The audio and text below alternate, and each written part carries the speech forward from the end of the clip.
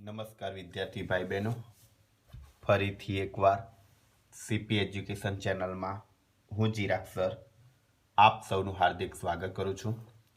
વિદ્યાર્થી મિત્રો, આપણે ચેપ્ટર નંબર 6 કાર્ય, ઉર્જા અને પાવર ચાલી રહ્યું છે. તેમાંના લેક્ચર નંબર 3ની અંદર દોસ્તો આપણે આજે શીખવાના છીએ કાર્ય અને ગતિ ઉર્જાના ખ્યાલો. કાર્ય ઉર્જા પ્રમેય વિશે આપણે માહિતી મેળવવાના છીએ. તો સૌ પ્રથમ દોસ્તો આપણને પહેલી જ વસ્તુ ખબર પડવી જોઈએ, કાર્ય એટલે શું અને ગતિ ઉર્જા એટલે શું, એની વ્યાખ્યાઓ લખવી પડે. બરાબર? તો આપણે અહીંયા પહેલા વ્યાખ્યા શીખીએ કે કાર્ય એટલે શું. કાર્ય કોને કહેવાય? તો દોસ્તો સમજો કે બળ લાગતું હોય, એટલે કે બળ અને બળ લાગતું હોય એ દરમિયાન જેટલું સ્થાનાંતર થાય એને કાર્ય થયું કહેવાય. દાખલા તરીકે સમજો કે આ એક પદાર્થ છે. આ પદાર્થ ઉપર હું F બળ લગાડું છું. સમજો દોસ્તો, એક પદાર્થ છે, એના ઉપર હું F બળ લગાડું છું. F બળ લગાડું છું તો પદાર્થ થોડુંક સમય પછી સ્થાનાંતર અનુભવીને પદાર્થ એક સ્થાનેથી બીજા સ્થાને પહોંચે ત્યારે એવા ટાઈમે એનું સ્થાનાંતર S જેટલું થયું. તો આ બંનેનો જે ગુણાકાર થાય એને કાર્ય થયું કહેવાય. ચલો ક્લિયર? તો આપણે લખી શકીએ કે બળ અને બળ લાગતું હોય, ફરીથી બોલું, બળ અને બળ લાગતું હોય તે દરમિયાન થતા સ્થાનાંતર ના ગુણાકારને કાર્ય કહે છે. સમજાણું દોસ્તો? ફરીથી બોલું કે બળ અને બળ લાગતું હોય એ દરમિયાન થતું સ્થાનાંતર, એનો ગુણાકાર, એને કાર્ય કહેવાય. તો માટે આપણે એમ લખી શકીએ દોસ્તો કે કાર્ય બરાબર બળ ગુણ્યા સ્થાનાંતર. લખી શકાય દોસ્તો કે કાર્ય બરાબર બળ ગુણ્યા સ્થાનાંતર. કાર્યનો સિમ્બોલ છે W, બરાબરના બરાબર, બળનો સિમ્બોલ છે F, ગુણાકારના ગુણાકાર, સ્થાનાંતરનો સિમ્બોલ છે S. તો W બરાબર F ગુણ્યા S લખાશે ને સૂત્ર? W બરાબર F ગુણ્યા S. ક્લિયર? હવે દોસ્તો સમજો કે આ જે બળ લાગે છે આ દિશામાં લાગે છે, સ્થાનાંતર પણ એ દિશામાં થાય છે. તો બળ અને સ્થાનાંતર એક જ દિશામાં હોય તો કાર્ય કેવું થાય? ધન થાય. બરાબર? પરંતુ હવે એમ માનો કે બળ આમ લાગે છે પરંતુ સ્થાનાંતર એની વિરુદ્ધ દિશામાં થાય છે તો કાર્ય કેવું કહેવાય? ઋણ કહેવાય. સમજી શકો છો? પરંતુ હવે એમ માનો બળ અહીંયા આપણે ઉપરની તરફ લગાડીએ છીએ અથવા બળ અહીંયા લગાડીએ છીએ. બરાબર? સ્થાનાંતર ઉપરની તરફ, એટલે પરસ્પર બળ અને સ્થાનાંતર વચ્ચે લંબ હોય છે તો કાર્ય કેવું થઈ જાય? શૂન્ય. એટલે કાર્ય થવાનું જ નથી, સ્થાનાંતર થવાનું નથી, એટલે કાર્ય શૂન્ય થઈ જાય. તો આપણે એમ લખી શકીએ ને કે જો બળ અને સ્થાનાંતર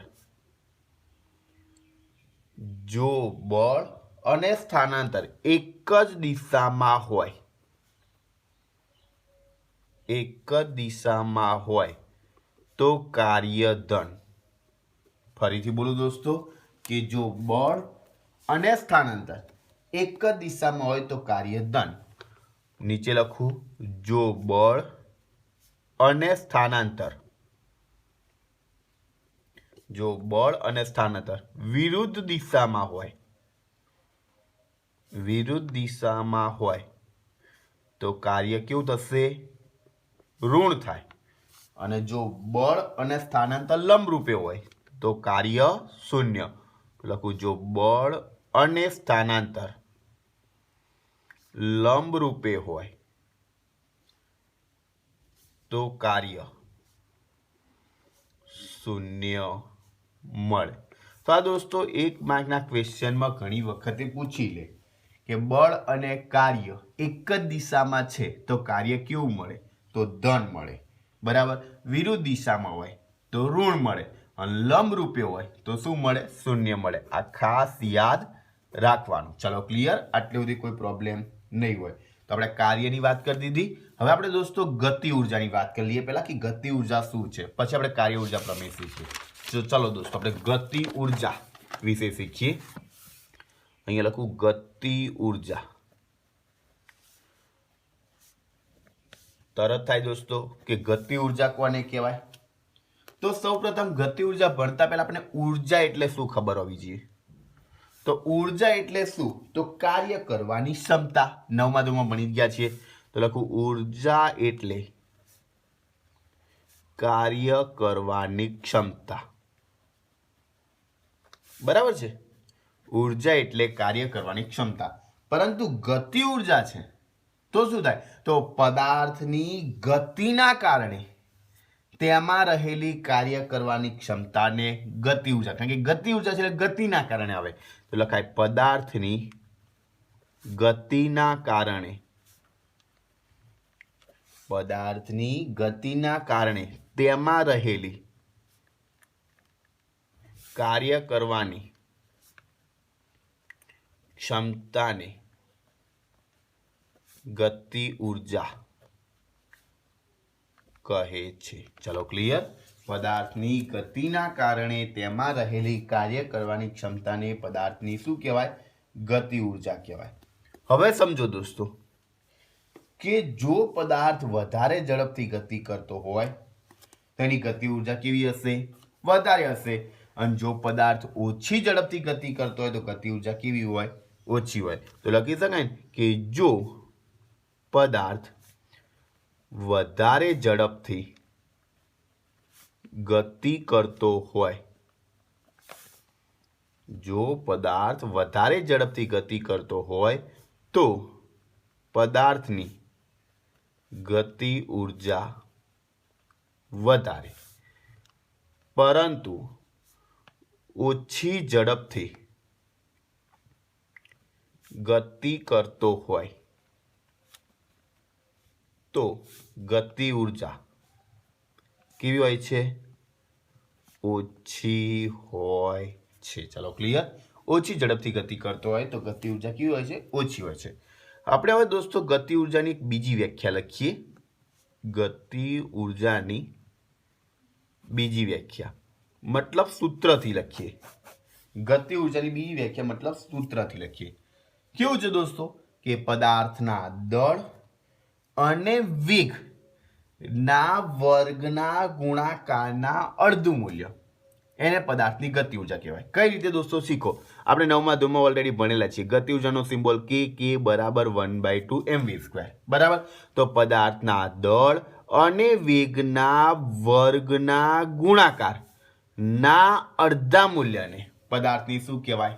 ગતિ ઉર્જા કહેવાય. તો લખું પદાર્થના, સૂત્રમાં છે જ દોસ્તો એટલે ખબર છે, પદાર્થના દળ અને વેગના વર્ગના ગુણાકાર ના અડધા મૂલ્યને પદાર્થની ગતિ ઉર્જા કહે છે. ચલો ક્લિયર? તો સૂત્ર લખીએ કઈ દોસ્તો? તો લખું ગતિ ઉર્જા બરાબર 1/2 mv². જે m બરાબર પદાર્થનું દળ, તો લખીએ કોઈ જ્યાં m બરાબર પદાર્થનું દળ, v બરાબર પદાર્થનો વેગ, અથવા પદાર્થની ઝડપ પણ લખો તો બી ચાલે. તો v બરાબર પદાર્થનો વેગ. ચલો ક્લિયર? ઓકે. તો દોસ્તો આમ આપણે ગતિ ઉર્જા વિશે પણ ખ્યાલ મેળવી દીધો.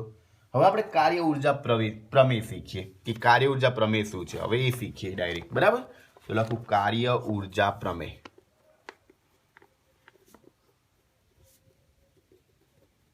જોજો દોસ્તો કાર્ય ઉર્જા પ્રમેય શું છે. કાર્ય ઉર્જા પ્રમેય દોસ્તો આપણે બે રીતે શીખશું. એક સુરેખ ગતિ માટે શીખીશું અને બીજા નંબરે ત્રિપરિમાણમાં થતી ગતિ માટે શીખીશું. સમજો દોસ્તો, કાર્ય ઉર્જા પ્રમેય છે આપણે સુરેખ ગતિ માટે પણ શીખીશું અને ત્રિપરિમાણમાં થતી ગતિ માટે પણ શીખીશું. આઈએમપી ક્વેશ્ચન કહી શકાય દોસ્તો. સુરેખ ગતિ માટે શીખવા માટે આપણે જુઓ દોસ્તો કે કઈ રીતે શીખીએ છીએ. કોઈક એક પદાર્થ છે, સમજો દોસ્તો, કોઈ એક પદાર્થ છે, એ પ્રારંભિક વેગ u છે. કોઈ પદાર્થ છે દોસ્તો, એનો પ્રારંભિક વેગ u છે. એ પ્રારંભિક વેગ u થી ગતિ કરી રહ્યો છે. કોઈક પદાર્થ છે એ પ્રારંભિક વેગ u છે, u થી ગતિ કરી રહ્યો છે દોસ્તો. બરાબર. એક મિનિટ દોસ્તો, લાઇટના ઝબકારા મારે ચેક કરી લઈએ આપણે, એટલે તમને દેખાય.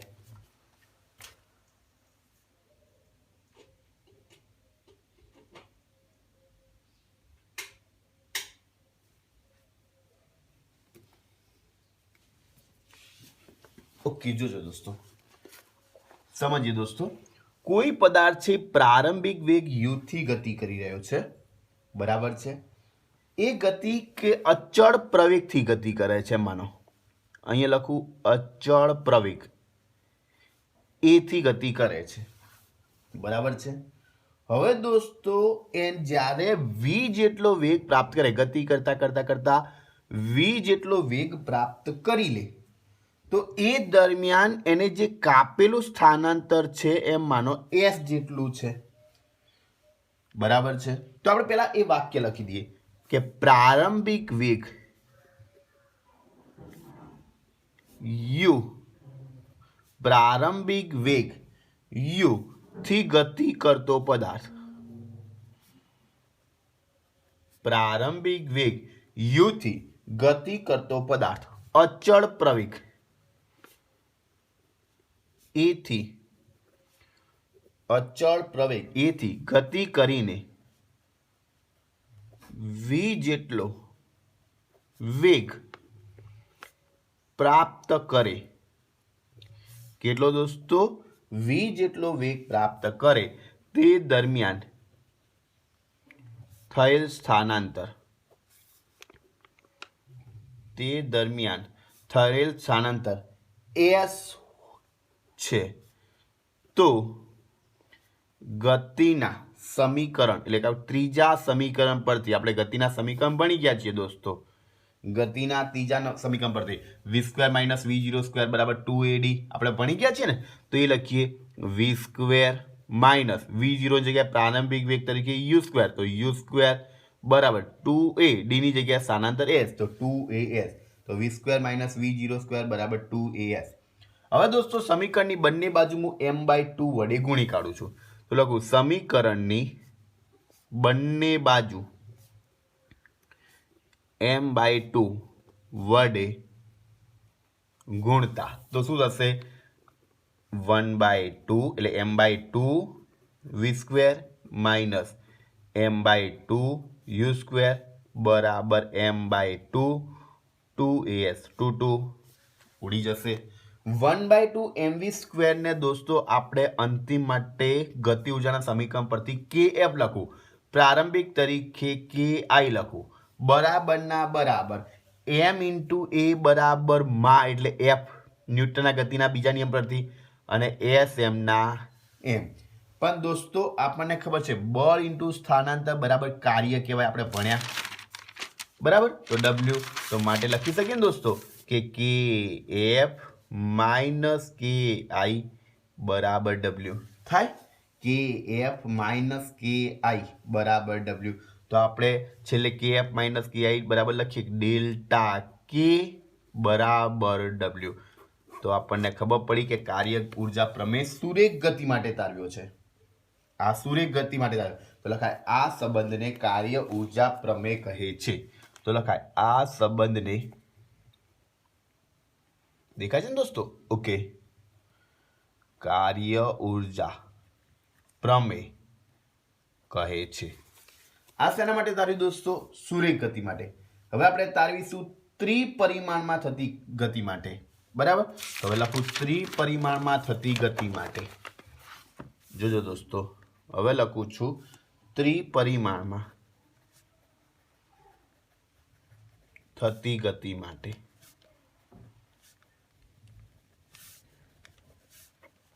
ત્રિપરિમાણમાં દોસ્તો થતી ગતિ માટે આપણે તારવીએ. એ જ રીતે દોસ્તો v² - u² બરાબર 2ad જે વાપરતા હતા એ જ લખું. તો લખું v² - u² બરાબર 2ad, પરંતુ અહીંયા ત્રિપરિમાણમાં છે તો દોસ્તો આપણે સદિશનો ઉપયોગ કરીશું. અહીંયા v બરાબર શું છે તો દોસ્તો અંતિમ વેગ, u બરાબર પ્રારંભિક વેગ, a બરાબર અચળ પ્રવેગ ને d બરાબર સ્થાનાંતર. તો લખી દઈએ અહીં v બરાબર અંતિમ વેગ, u બરાબર પ્રારંભિક વેગ, a બરાબર અચળ પ્રવેગ અને d બરાબર સ્થાનાંતર.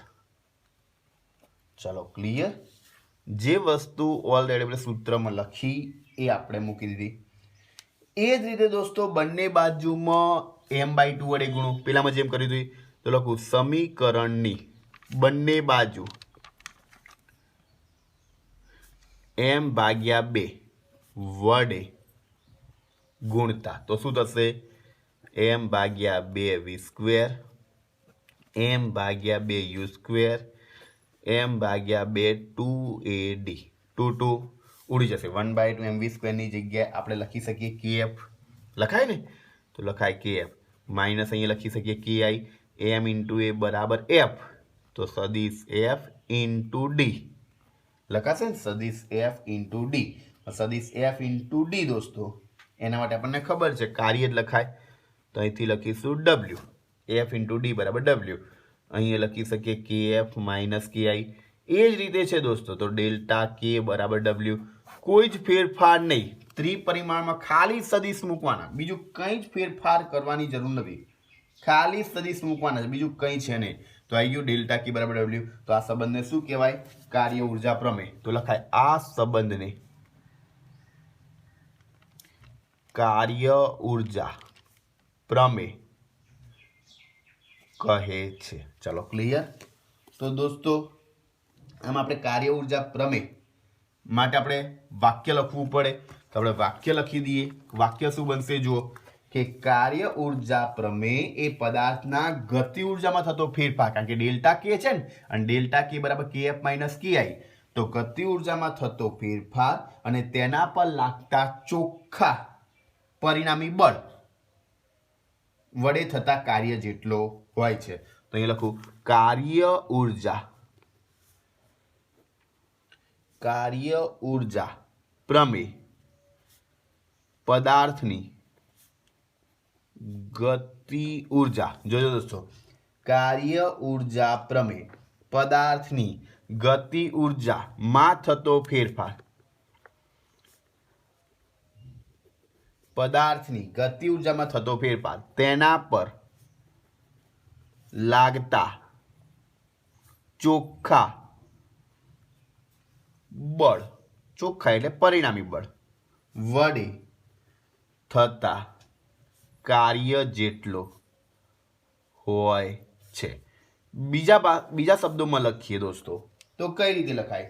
કે ઉર્જાનો વ્યય કરતા બળોની ગેરહાજરીમાં. લખતો જાઉં છું દોસ્તો જોડે કે ઉર્જાનો વ્યય કરતા બળોની ગેરહાજરીમાં. ઉર્જાનો જે વ્યય થાય દોસ્તો એ ઉર્જાનો વ્યય કરતા બળોની ગેરહાજરીમાં પદાર્થ પર પરિણામી બળ, પદાર્થ પર પરિણામી બળ વડે થતું કાર્ય,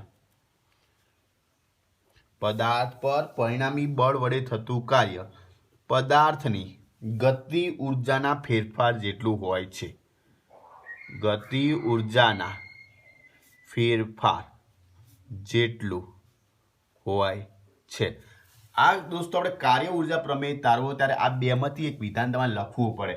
વિધાન લખો ત્યારે જ તમારો પ્રશ્ન પૂરો થયો કહેવાય, એટલે કે કાર્ય ઉર્જા પ્રમેય પૂરું થયું કહેવાય, ને કે કાર્ય ઉર્જા પ્રમેય પૂરું થયું કહેવાય નહીં. ક્લિયર? તો ફરીથી વિધાન જોઈ લઈએ કે કાર્ય ઉર્જા પ્રમેય પરથી પદાર્થની ગતિ ઉર્જામાં થતો ફેરફાર તેના પર લાગતા ચોખ્ખા બળ વડે થતા કાર્ય જેટલો હોય છે.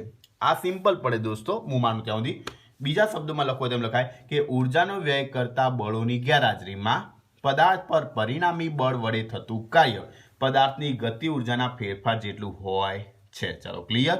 તો દોસ્તો આમ આજે આપણે કાર્ય અને ગતિ ઉર્જાની વ્યાખ્યાઓ શીખ્યા, એટલે અને ત્યારબાદ કાર્ય ઉર્જા પ્રમેય જે સુરેખ ગતિ માટે અને ત્રિપરિમાણમાં થતી ગતિ માટે આપણે શીખી લીધું છે. ક્લિયર દોસ્તો? હવે આપણે નેક્સ્ટ લેક્ચરની અંદર આગળની થિયરી જોઈશું કાર્ય. પણ જો દોસ્તો અત્યારે વિડીયો પસંદ આવ્યો હોય તો લાઈક કરજો, ચેનલને શેર કરજો, વિડીયોને શેર કરજો અને ચેનલને સબસ્ક્રાઇબ કરજો, કારણ કે આવનારા બધા જ વિડીયોની નોટિફિકેશન સૌપ્રથમ તમને મળતી રહે. અત્યારે બસ આટલું જ. આવજો.